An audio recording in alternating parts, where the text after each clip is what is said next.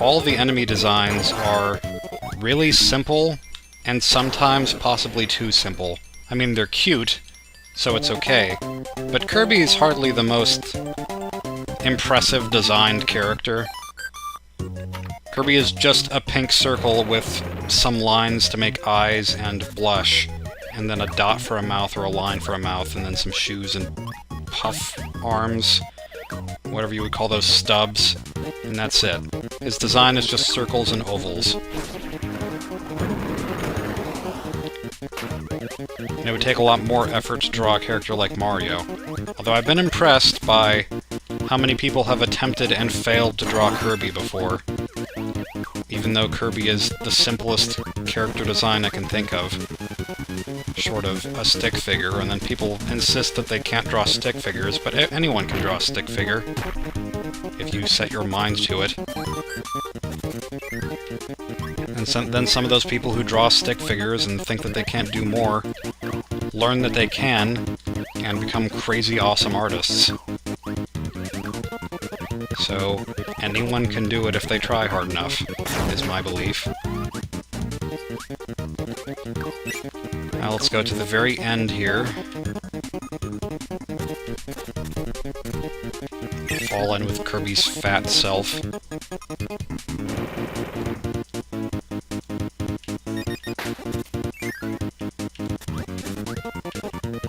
Darn all this music being so catchy. This section's a little bit weird to me, because I always expect it to be something else, and it's just this long straightaway path.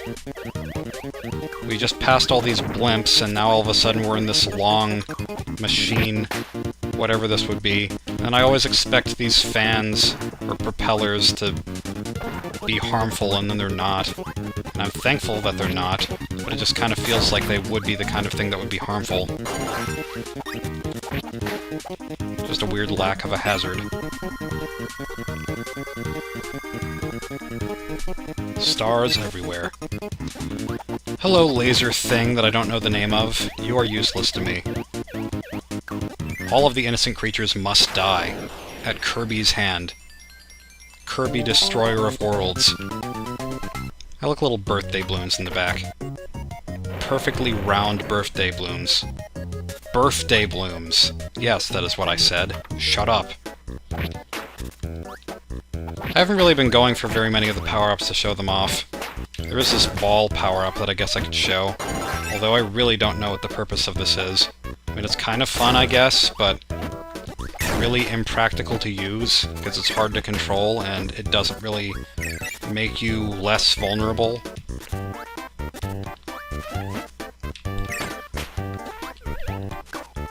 And this is where enemies start to change color, and that makes them go faster, I guess. Because lazy design. Well, maybe it's not lazy design. I mean, I know that it's intentional for some games to just take an old enemy and then change their color to indicate that they're harder. Like the Hyper Goombas in Thousand Year Door. And like, it's just to see how well you can apply your same strengths as before to a more powerful version of the same thing. But still, sometimes it feels lazy. Like, Wario World definitely feels lazy, because every enemy in that game is the same two enemies. Well, I'm not going to get to the door at the end. But I don't think it matters, because I don't think there's a switch at the end. I think it's just health. At least that's what I'm hoping, because I'm not going to go back for it.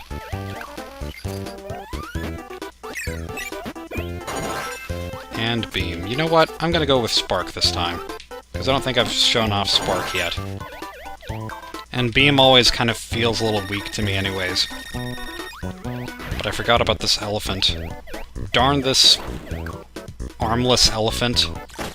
Which I guess is redundant because what kind of elephant has arms? But yeah, bipedal elephant. Then again, I guess its arms are its ears. I just watched Who Framed Roger Rabbit for the first time in over 10 years. Now I'm thinking about the part where he says, "Oh, it's just Dumbo. I know who it is." And the best part is, they work for peanuts. There are so many jokes in that movie that I did not get as a child that I do now, and they're not great jokes, but they're funnier because I understand them now. Because I definitely did not remember that there was a line about a booby trap in someone's boobies, because I didn't get that at the time. Completely foreign concept to me and my young, innocent, and naive self. Because naive and innocent are different things.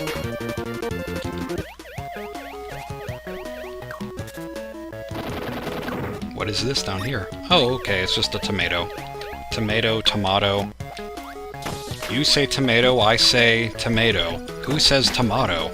Seriously, guys. Darn it, didn't mean to pause. Is there something down here with this mysterious green passage? Well, there is something down here. I don't know if it's useful to me yet.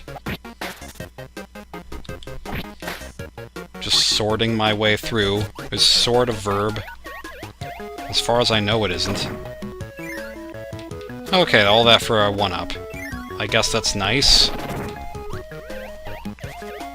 I mean, I just played this through twice very recently, but I don't remember every level because they do all kind of blend together for me, except for a certain few that I think are particularly memorable.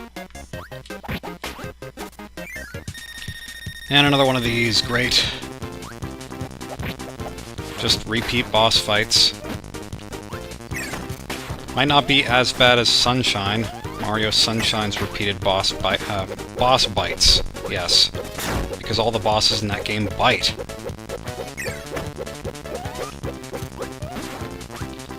For the record, that was a joke. I don't actually think all the boss fights in that game bite.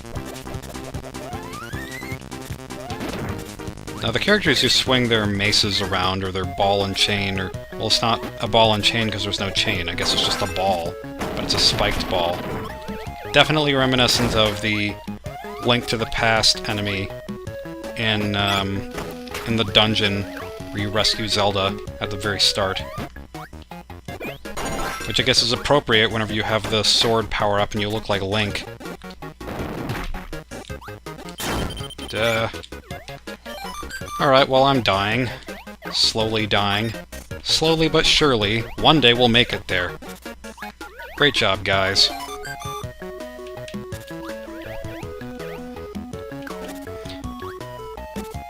And, I think these are, like, Gordo. Maybe Gordo is their name. The spiky guys. I don't know why you would name a spiky, generic-looking creature an actual person's name. Because Gordo sounds like a person's name. It sounds like Gordon. Okay, well... I guess that path is dead to me now. Dead to rights.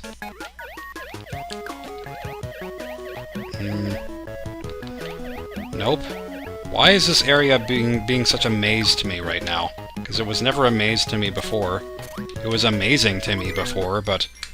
Worst joke. No, I'm sure I can think of much worse. Amazing! I corn hardly believe it. Enough of the crop jokes.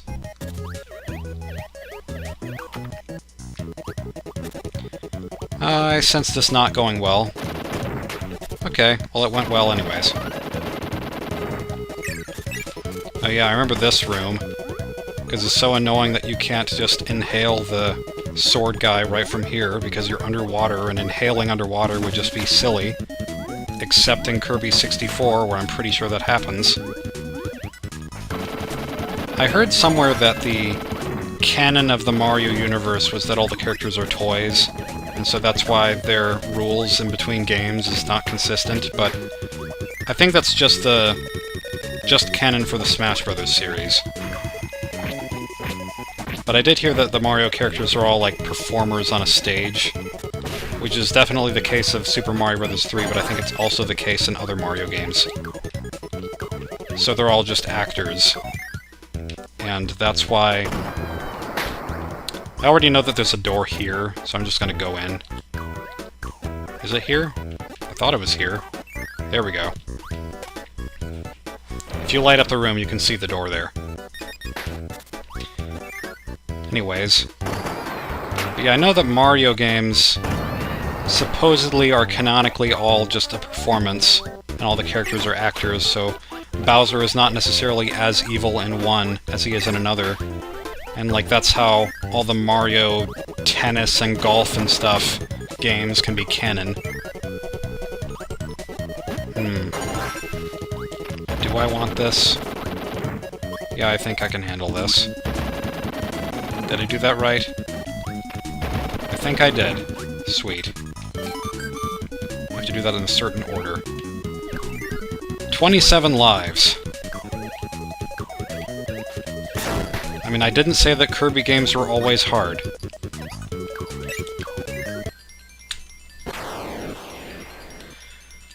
But I guess my train of thought with that was, it would make sense to me if the Kirby games were also just all the characters have a performance that they're setting up on a stage, and that's why the rules aren't the same with each new Kirby game. I cannot talk. I can never talk. I am bad at talking. This boss always confused me, because my first time playing this, Croco here, was the hardest boss to me. By far, like nothing else could compare. But I think part of the reason for that was I didn't understand that this first part of the fight is just setup, and it's not actually part of the fight. And now that we're here, Croco finally has a boss health meter. So none of that time up until now could we hurt the boss. And I think that's probably something that confused me whenever I first played this, because the beginning goes on so long. I'm glad that Croco does not have the biggest hitbox, though. Kirby games are usually designed well in that sense, that they are forgiving, and they feel nice. Yeah, I don't know what made that so difficult for me whenever I first played this. Because now it seems like super obvious what you're supposed to do and how you're supposed to do it and how you avoid attacks. And that's something I can say for Croco and also for the final boss of this game, is it's kind of weird how you can pretty much just sit in one corner and then win the fight. And that's all you have to do to avoid every single attack. Or at least pretty close to it. Well, I believe that's the first death. I figured I was probably going to die there because I tend to mess up trying to hover right along the bottom of this room. Because if the whole character goes off, then death awaits.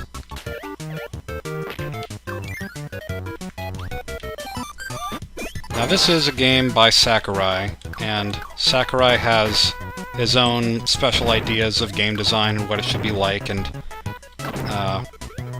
I like that he's very intentional with his design, and it's very evident with the Smash Bros. Series and with all the Kirby games, but one thing that always bothers me about those games and also this is how the up arrow, I guess, whatever the up control is, also jumps. Because I don't like the way that feels compared to just having a jump button. In Super Smash Bros. It kind of makes sense because up and then the jump button has its own special command. And then in Kirby, it kind of makes sense because up is... Well, no, I guess I can't really think of a way that it makes sense for Kirby. I just don't like how it feels in Kirby. To press up whenever you're trying to do one thing and then you go upwards instead. Now some people really like having an up button for a jump, but I'm just not one of those people. I like a designated jump button.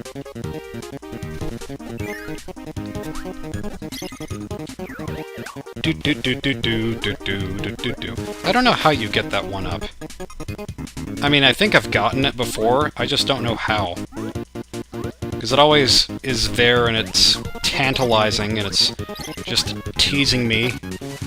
It's tomato teasing me. It's not even a tomato. What am I talking about? I like the ice power-up. I know you can freeze things and knock them down. I forgot about the coconuts at the top of this room. Yeah, I guess one thing that makes the Kirby series unremarkable to me as a whole is that there's so many mechanics in the various Kirby games, and then so many of them go underutilized. Like this ice power, the way that you can freeze an enemy and then push them to the side, that could totally have been used for puzzles or something. But it's just not. Certain enemies are used for puzzles, but they're very simple puzzles, and they don't really go anywhere. Is this how you get the... Yeah, okay, that's how you get the 1-up. It was way simpler than I thought it would be. Hey, Hammer Guy. Gorilla Face. Whatever your actual name is. I looked up his name, but I just do not remember what it was. And you know what? I'm gonna take this hammer. I'm gonna take it, and I'm gonna like it. Stop and hammer time, because this is the hardest weapon to achieve. Except for the UFO, I guess. But the UFO is not necessary for anything, it's just a hammer that's necessary. Boom. Gotta love swatting at nothing.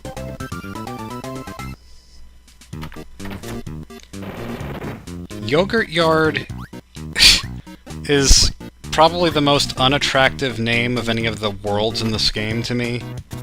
Because I like the word yogurt.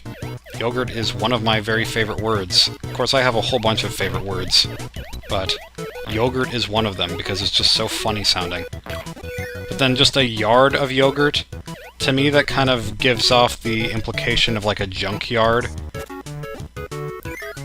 And I just picture this junk heap with yogurt in it, just kind of randomly thrown about everywhere.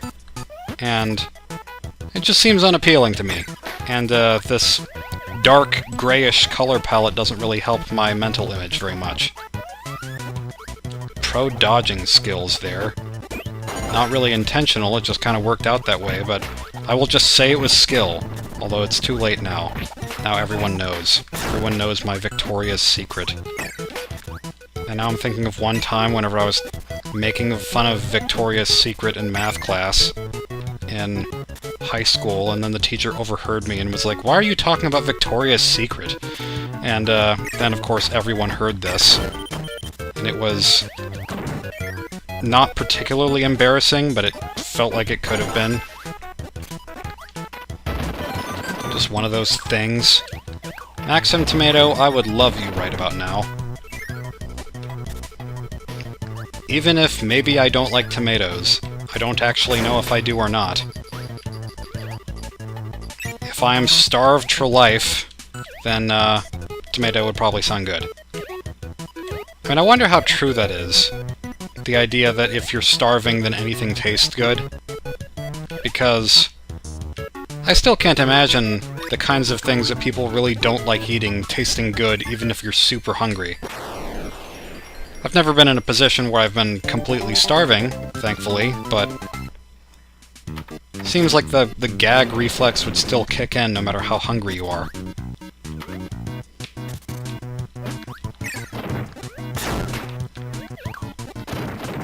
Darn you, cyclopsic burning faces. These little guys are so happy with their apples. They are not crab apples, that's for sure. Haha! Okay, I would like you very much. To get yet another 1-up, because we all know how many of those I need.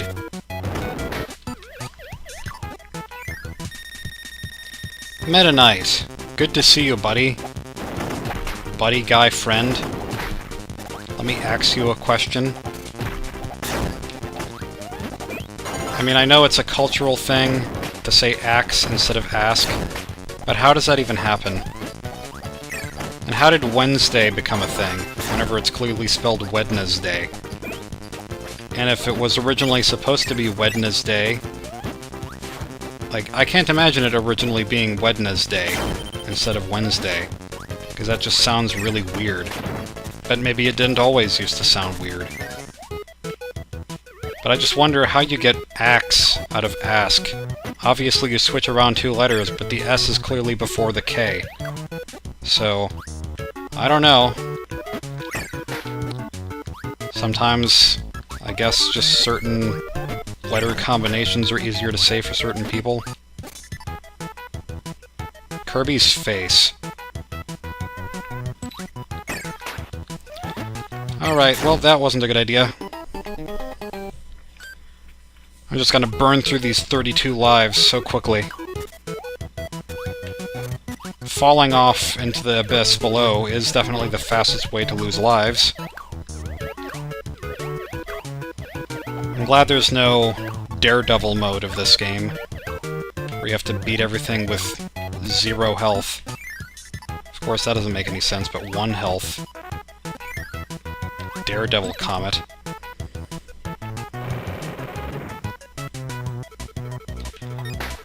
If you do miss the buttons in these levels, and then you come back into the level afterwards, like if I pause right now, I can't just quit the level. There's no option for that. But once you beat a level, then there is an option for that. And you can just hit the button and then exit the level with the pause screen. You don't have to beat it again. Not that it's hard to beat the level again, in most cases. Or possibly all cases, because I can't really think of any exceptions except for one kind of boss rush-ish level. And that one I don't think has a button, so...